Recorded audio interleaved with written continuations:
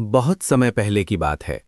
एक समृद्ध और शक्तिशाली राज्य पर एक न्यायप्रिय लेकिन घमंडी राजा राज करता था। उसके महल सोने चांदी से चमकते थे, सेना बलवान थी और प्रजा सुखी थी। फिर भी राजा के मन में एक अहंकार था। उसे लगता था कि बुद्धि और शान सिर्फ राजघरानों में ही जन्म लेती है। वो मानता था कि साधारण लोगों में न तो समझ होती है और न ही नेतृत्व करने की क्षमता। उसी राज्य के एक छोटे से गांव में एक मेहनती किसान रहता था। उसकी एक बेटी थी, गौरी। गौरी रूप में जितनी सुंदर थी, बुद्धि में उससे कहीं अधिक तेज थी।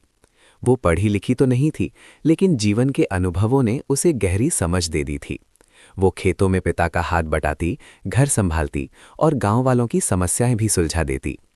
लोग कहते थे कि उस लड़की की बातें किसी विद्वान से कम नहीं। एक दिन राजा ने अपने दरबार में घोषणा की कि वो राज्य की सबसे बुद्धिमान लड़की से विवाह करेगा।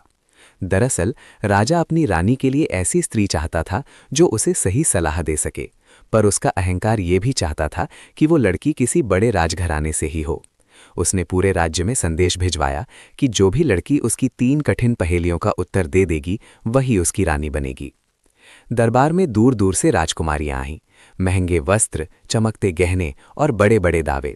लेकिन जब राजा ने पहेलियां पूछीं तो कोई भी संतोषजनक उत्तर ना दे सकी।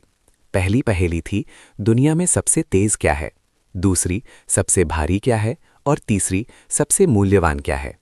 सभी ने अलग अलग उत्तर दिए, घोड़ा, हाथी, सोना, हीरा, लेकिन राजा संतुष्ट नहीं हुआ। ये खबर गांव-गांव फैल गई। गौरी ने भी ये सुना। गांव वालों ने हंसते हुए कहा, ये काम राजकुमारियों का है, हमारा नहीं। लेकिन गौरी ने गंभीरता से सोचा और अपने पिता से दरबार जाने की अनुमति मांगी। किसान पहले तो डर गया, बेटी, ये राजाओं का खेल है, हम गरीब लोग वहां कैसे जाएंगे? पर गौरी ने विश्वास से कहा, बाबा, बुद्धि का कोई दर्जा नहीं होता। अगले दिन वो साधारण कपड़ों में दरबार पहुंची। दरबारियों ने उसका मजाक उड़ाया।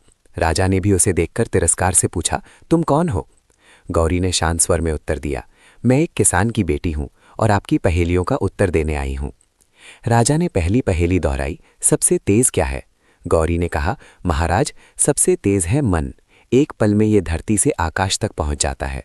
दरबार में सन्नाटा छा गया। राजा ने दूसरी पहेली पूछी, सबसे भारी क्या है? गौरी बोली, सबसे भारी है कर्ज और वचन, इन्हें उठाना सबसे कठिन होता है। राजा की आंखें फैल गईं।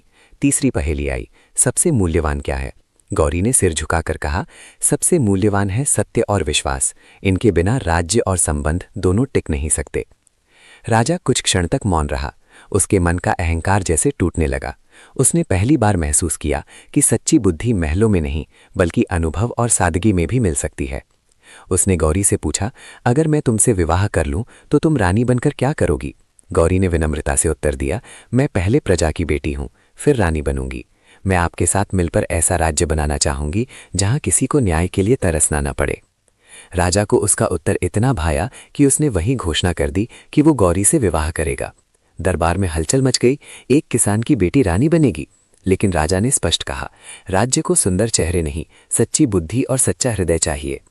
विवाह के बाद गौरी ने रानी बनकर अपने वचन को सच कर दिखाया। उसने किसानों की समस्याएं सुनी, करों में सुधार करवाया और न्याय व्यवस्था को सरल बनाया। वो अक्सर साधारण वेश में गांवों का दौरा करती। धीरे धीरे राज्य और भी समृद्ध होने लगा।